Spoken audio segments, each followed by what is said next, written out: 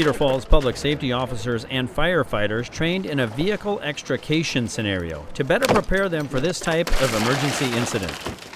Some of the more seasoned people are kind of working with the newer folks, and we're working on basically the ABCs of extrication for them today.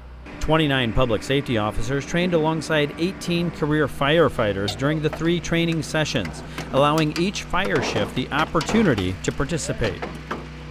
In a car accident, it's never the same way twice. So when we can go out here with the support of Ike and work on some cars and watch the metal bend and work on different techniques, for the new or the seasoned veteran, it's always good to be able to do this.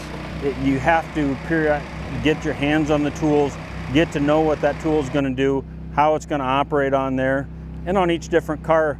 These guys are finding out that the older cars, you know, the more rust they have, they don't play nice. The metal rips instead of the hinges pop like they're supposed to. You see the blue line? So the blue line is going to be your spreaders.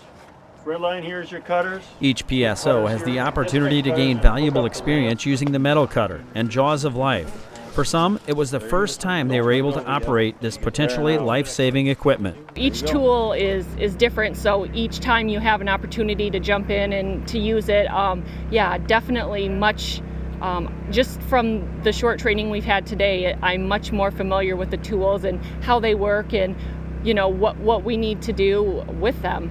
Never get yourself, if you get yourself in here and then this spreads, and that torque of it could take you and just suck you right into that. Yeah, so make sure you never get in between the car and the tool. Make sure you're always on the outside of it.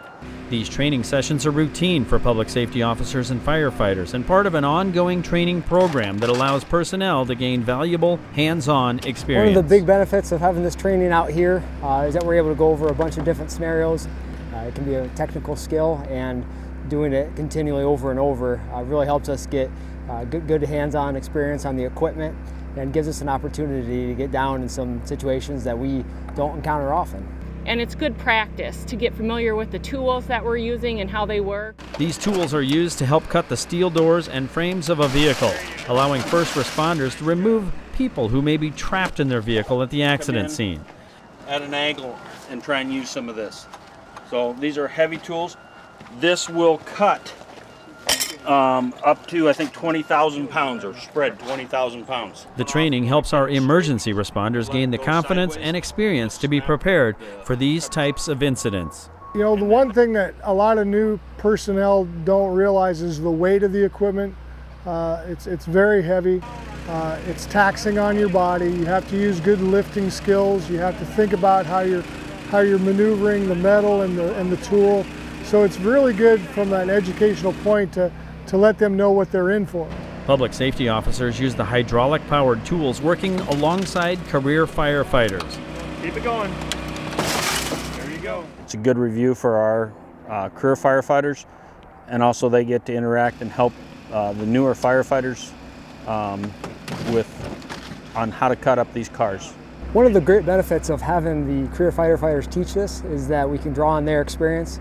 It's really good to have the training that they have to offer. They can pass it on to us, and we can all learn and get better from honing each other's skills on this.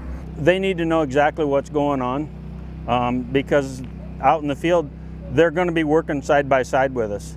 So we need them to know what we know so that we can depend on them and they can depend on us to get the jobs done.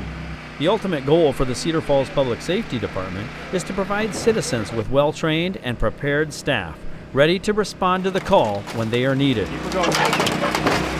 Nice job, guys, nice job. This is typically an emotional call. When we're out in the dark in the street or wherever this car accident happens, there's a lot of stress. And for these folks to be able to be prepared for what the tool is going to do, potentially the weight of it, what they're going to be asked to do, the terminology of what we're going to potentially ask them to do, this kind of gives them that basics and gives them an understanding.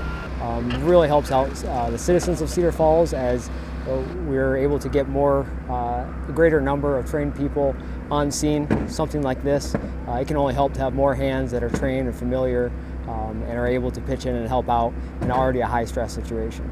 With training sessions taking place on a regular basis in different scenarios, residents can rest assured that trained personnel will be ready when needed.